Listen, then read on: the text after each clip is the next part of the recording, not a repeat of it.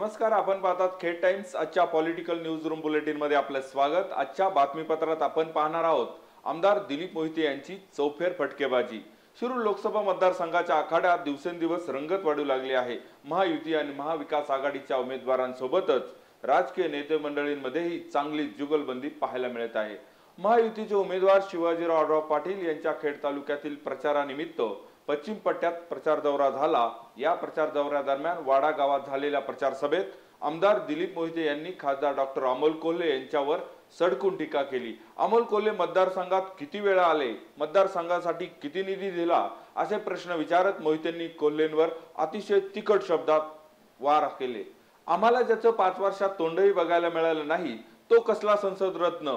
आता कांदा कांदा करणारा हा कोल्हा 5 वर्ष उसातून बाहेर आलाच नाही असं म्हणत कोल्हेंच्या कांदा प्रश्नावर टीकात्मक धोरणाची चांगलीच खिल्ली उडवली. आम्ही गद्दार नाही, अजित पवारांच्या पाठीशी अभिमानाने उभे राहोत. अमोल कोल्हेंच्या टीकेलाही त्यांनी यावेळी सडेतोड उत्तर दिलं. नक्की काय म्हणाले आमदार दिलीप मोहिते, चला पाहूया.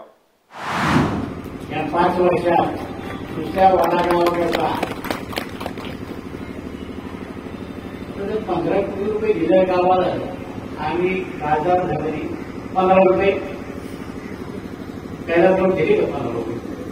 आता काही लोक ती वाजवायला सुरुवात केली आहेत माझ्याकडे काही मुली. आणि मग तुम्ही आता कशाच्या गोष्टी करताय निष्ठेच्या? तुमच्या मनाला पडत नाही ते. गुरुवारीचं साखर सुद्धा आपण 40 लाख रुपये तुम्हाला म्हणजे मी माझ्या मनाला पडत नव्हतं. मी निष्ठा कुणाच्या म्हणून खासदार साहेब, तुम्ही ज्या वेळेला तुमच्या राजकीय जन्म झाला त्यावेळेस तुम्ही मनसेमध्ये होता. कुठं? मनसे. राज ठाकरेंना सोडून तुम्ही शिवसेनेमध्ये आला. शिवसेनेमध्ये त्याला उपनेतेपदाच्या दिलं, संपर्क प्रमुख केलं. सगळ्या शिवसैनिकांनी सांगितलं याला पहिला आखला. यांचं ते पद काढून घेतलं. साहेब नाराज झाले, राष्ट्रवादी काँग्रेस पक्षामध्ये आहे. अमोल कोल्हे तुम्ही इतक्या वेळा गद्दारी करून तुम्ही आम्हाला गद्दार म्हणताय. आणि तुम्ही मनसे का सोडली, तुम्ही शिवसेना का सोडली, तुम्ही राष्ट्रवादी का सोडली, ते का सांगा. गद्दारीची भाषा तुम्ही आम्हाला बोलू नका. माझी काम केली जनता, या जनतेने तुम्हाला भरभरून मतं दिली, त्याचं कधी तुम्ही तोड पाहिलं नाही, त्यांचं विकासाचं काम केलं नाही. तालुक्याच्या जनतेशी तुम्ही गद्दारी केली आणि तुम्ही आम्हाला गद्दार म्हणताय. ह्या तालुक्यातली जनता तुम्हाला तुमचं जागा दाखवल्याशिवाय राहणार नाही. परभणीच्या काळ घटनामध्ये लोकांना मोफत भोजन दिलं मी आणि माझ्या सगळ्या सहकार्यांनी. यांनी जगदंबा प्रतिष्ठानच्या नावाखाली अनेक निवडणुकीच्या देणग्या घेतल्या. यांनी हिशोब द्यावा. लोकांना तुम्ही सरकार केलं त्या टाकाला तिथं आले, ते एकदाही आले नाही. तुम्ही डॉक्टर होता, काय केलं? कोविड सेंटर काढलं नाही. तुमची बायको डॉक्टर, तुम्ही डॉक्टर, कोविड सेंटर काढायचं आणि या सगळ्या परिसरातल्या लोकांना मदत करायची. अनेक मोठमोठे लोक या तालुक्यातली, कारण तालुक्याचे माझे आमदार सुद्धा कोविडमुळे गेलेत. आपल्या सगळ्यांना गाव मदत करतात. तुम्ही भेळामधून बसला, हा कोल्हा उसातनं बाहेर आलाच नाही. डायरेक्ट आता निवडून गेला. आता ते इतक्या गप्पा हे नट तुम्हाला माहिती, निवडून पोलीस काम करत पिक्चर मध्ये काम करत असेल, तुझे डायलॉग निवडून पोलीसचे पाठ होते, बरोबर आहे का नाही? ते कुणीतरी लिहून गेलेलं असेल. आता सुद्धा असंच चाललंय. होते साहेब त्यांच्या ऑफिसमध्ये उद्या कुठलं नाटक रंगवायचं हे ठरलं जातं. तिकडे मला एका पत्रकारांनी सांगितलं, मग आढळून दादा भेटले की कसं पाया पडायचं आणि त्यानंतर येतो सगळी स्ट्रॉलबाजी करायची. बोलताना अशा पद्धतीने बोलायचं काढण्यावर आणि दुधावर. तर सगळे दूध उत्पादक शेतकरी बसले. कधी एकाने सांगितलं दुधाचा महापुर कोणी आणला हो? या राज्यामध्ये दुधाचा महापुर योजना ही धोत्रे साहेबांनी सुरू केली. केली का नाही केली तुम्हाला सगळ्यांना माहिती. या अंतर्गत दुधाचा धंदा वाढला. आमच्याकडे चिलिंग सेंटर काढली. दुधाच्या भावामध्ये चढ उतार झाला का नाही झाला. आज त्या संदर्भामध्ये तुम्ही आज बोलायला लागलात. आम्ही इतकी वर्ष सहज होतोय. कांदा उत्पादक शेतकरी तेव्हा अन्याय झाला, मान्य आम्हाला. पण मी त्यांना सांगितलं माझ्या परिसरामध्ये आता आमच्याकडे तर पाणी भरपूर आहे, आम्हाला कांदा लावायला परवडत नाही, आम्ही सगळं ऊस लावलाय. माझ्या गावात माझ्या घरामध्ये सुद्धा आम्हाला कांदा विकत घेऊन खावा लागतो.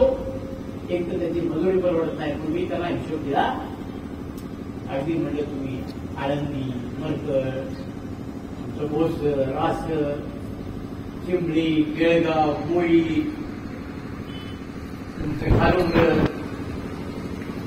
माळुंग, चाकर, खराबाडी, नाणेकरवाडी, मेदिनकरवाडी या सगळ्या परिसरामध्ये एक वाफा कांद्याचा दाखवा येईल. आता आमच्या तिथल्या लोकांना शेती बघायला दुसरीकडे लावलं. एकट्या मेदिनकरवाडी 1.25 लाख लोक असतात, 1.25 लाख. कांद्याचे चित्र आहे आणि तिथं पडले कांद्याचे भाव पडले आणि शेतकरी राहिला नाही कांद्याचे भाव. तिथं विकत घेऊन कांदा खातात.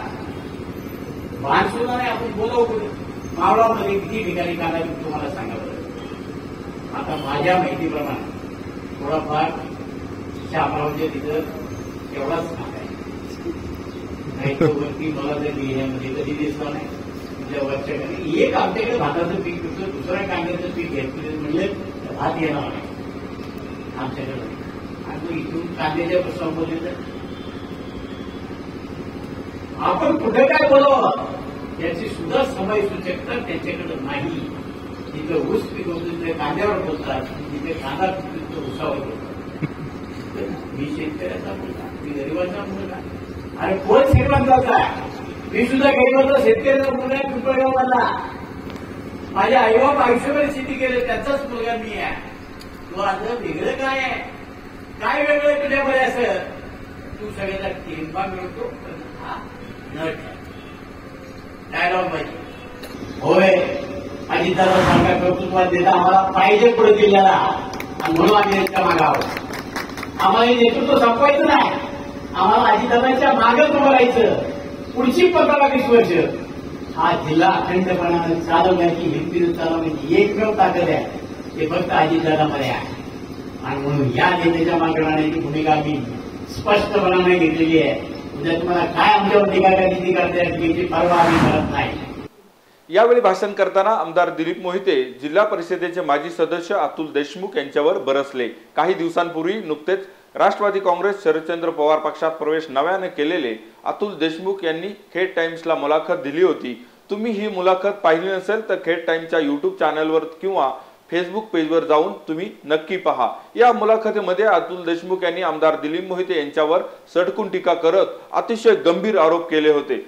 त्यांच्यावर दाखल झालेले गुन्हे आणि राजकीय डावपेचा नाही त्यांनी दिलीप मोहितेंना जबाबदार ठरवलं. या सगळ्याचं प्रत्युत्तर आमदार दिलीप मोहितेंनी वाडा येथील प्रचार सभेत दिलं. विरोधामुळे नाही तर आमदारकीची संधी साधण्यासाठी देशमुखांनी भाजप सोडली अशी जहरी टीकाही आमदार दिलीप मोहितेंनी केली. आणि आपला समोर इतिहास बघा ना काय येते. आज ते सांगता दिलीप मोहितेंनी माझ्यावर 2 केसेस केल्या.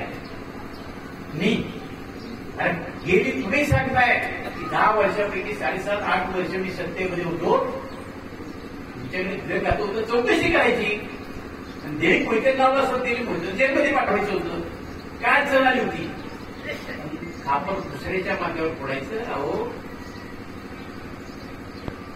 खेडमध्ये जे मरण झाले, तिघड्यांचा मरण झाला, पप्पा भडवलीकरचा मृत्यू झाला, त्याचं श्रेय तुम्ही घेतलं. लोकांच्या मध्ये दहशत निर्माण करण्याचं काम तुम्ही केलं. माझी तर शासनाला विनंती मी करणार आहे की पप्पा मंडलकरच्या खुनाची चौकशी कराच. कोण मुख्य खुनी येतील एकदा या निमित्तानं कळेल. आणि तुम्हाला 3 वेळा दिलीप मोहिते वाचवलं, तुम्ही विसरला. तुमच्याकडे रिव्हॉल्वर सापडलं, दिलीप मोहिते तुम्हाला वाचवलं, विसरलात तुम्ही.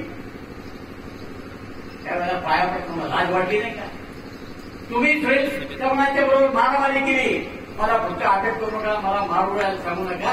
अरे मीच तुम्हाला हजर केलं, तुम्ही विसरला. तिघड्यांच्या खुणामध्ये तुम्ही अडकला.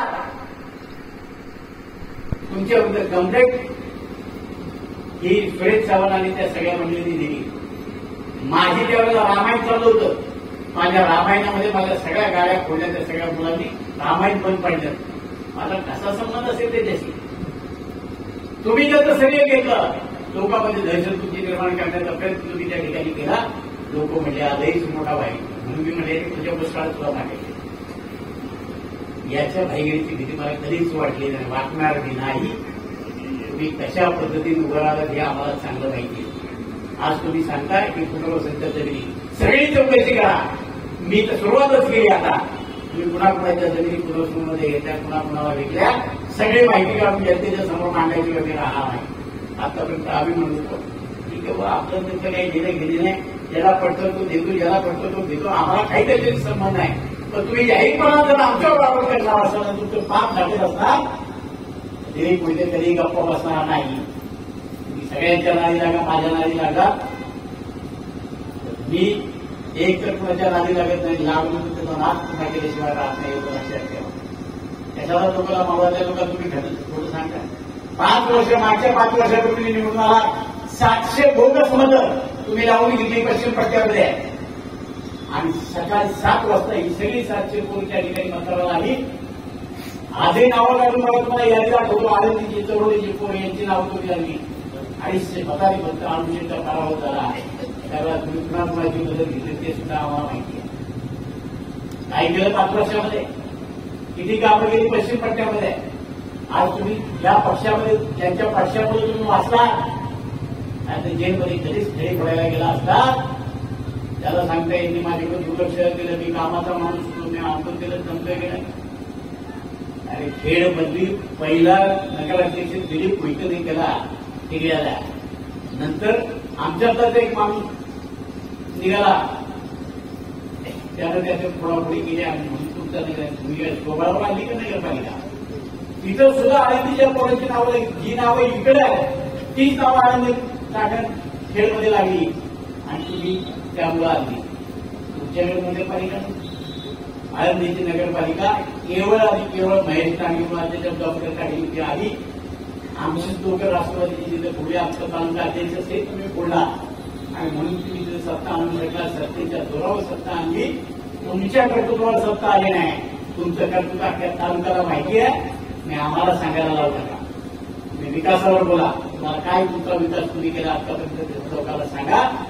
आणि खेळची वाटर सप्लाय आज जोपर्यंत झाली नाही तुम्ही त्याला ती वाटर सप्लाय आणि तिथलं ड्रेस हे आज पूर्णपणाला बंद झालंच नाही.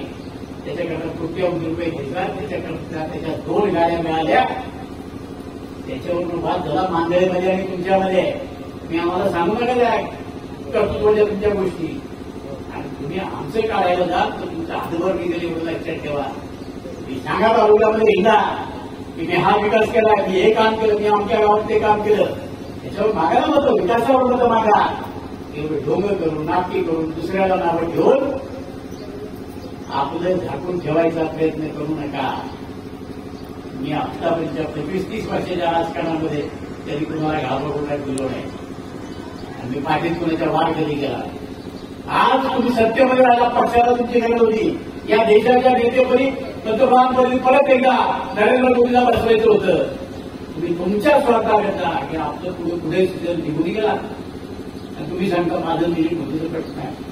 अरे आज मी आणि भगवान कोपेकर आणि एकमेकांच्या बरोबर होतो का नव्हतो? आमच्यामध्ये वाद झाले का नाही? झाले ना. शेखर भाऊ शेडेनं आम्ही एकमेकांच्या बरोबर लढलो का नाही? झाले का नाही? पण आज आम्ही काय एकत्र आलो आणि वाद विसरलो नाही. यांनी बघितलं की आपलं भवितव्य कशात आहे त्याच्याबरोबर जायचं. तुम्हाला वाटलं की आता चला इकडची जागा रिकामी झाली, आपण जाऊन पुढच्या वेळेला आमदार होऊ. तुमची आमदारकीची स्वप्न कधीच खेड तालुक्यामध्ये साकार होणार नाही. तुम्ही या खेड तालुक्याचे कधीच आमदार होऊ शकत नाही. त्यामुळे संधी साधू माणसाला या तालुक्यातली जनता कधीच साथ देणार नाही. हे संधी साधू आणि खासदारकीला उभे राहिलेले महासंधी साधू. महायुतीचे उमेदवार शिवाजीराव आढळराव पाटील आणि आमदार दिलीप मोहिते यांचं वैर काही कोणापासून लपून राहिलेलं नाही. इतकी वर्ष भांडल्यानंतर आता त्याच व्यक्तीचा प्रचार आता मोहिते करत आहेत. आपल्या या बदललेल्या राजकीय भूमिकेचं स्पष्टीकरण मोहितेंनी यावेळी बोलताना दिलं. शिवाजी दादांना निवडून द्या अशी भावनिक साधही त्यांनी यावेळी घातली. म्हणजे अजित पवार 100 वेळा आम्हाला विचारलं असेल, आपल्या कामामध्ये मदत केली असेल, हो आम्हाला अजित पवारच पाहिजे. अजित पवार गेले त्या माणसाचा आम्ही काम करणार. माझा शिवाजीरावला विरोध होता. 20-25 वर्ष मी विरोध केला. आज मला कदाचित माझी काही भूमिका पडली नसेल. माझी भूमिका फक्त अजित पवारांच्या मागे. अजित पवारांनी सांगितलं त्या दर्गाला चितूरगाव मी लावेल. तर त्याचे उपचार माझ्यावर आहे. म्हणून अजितदादांनी सांगितलं शिवाजी दादाचं काम करायचं की जीव तोडून काम करतं. सगळ्यांना माहिती आहे आपण भांडणं केली, मारामारी केल्या, सगळे बाजूवर घेतले, पण आता नाही. आता दादा न्यायाच्या चिन्हावर बसतात, राष्ट्रवादी काँग्रेस पक्षामध्ये आहे आणि आपला धर्म काय सांगतो. आपल्या घरामध्ये जर एखादा पाहुणा आला तर हातून लावतो का आपण, घोडभर पाणी देतो की नाही त्याला. आमचा धर्म आहे. आमच्याकडे दादा आले, त्यांना पक्षाला उमेदवारी दिली, मी त्यांचं काम करतो. आणि माझी तुम्हाला सगळ्यांना विनंती राहणार आहे की दिलीप मोहितेने प्रत्येकाच्या गावामध्ये काम केलंय. तुम्ही अर्ध्या रात्रीला फोन करता, तुमचा फोन दिलीप मोहिते घेतो, तुम्ही सांगा ते काम दिलीप मोहिते जर करत असेल तर दिलीप मोहिते सांगतोय म्हणून हात जोडून तुम्हाला सगळ्यांना विनंती करतोय. उद्याच्या 13 तारखेला घड्याळाच्या चौकाचं चित्र बटन दाबा आणि आग्रह दादाला शनिवारी वाडा गावात झालेल्या या प्रचार सभेत आमदार दिलीप मोहिते यांनी चौफेर फटकेबाजी केली. गल्ली ते दिल्ली सगळ्याच मुद्द्यांवर त्यांनी आपली राजकीय भूमिका मांडली आणि आपल्या विरोधकांना सडेतोड उत्तरही दिलं. या सभेत आमदार दिलीप मोहिते यांनी आणखीन काय काय बोलले पहा आमच्या खेड टाइमच्या फेसबुक पेजवर. व्हिडिओ पाहिल्याबद्दल धन्यवाद.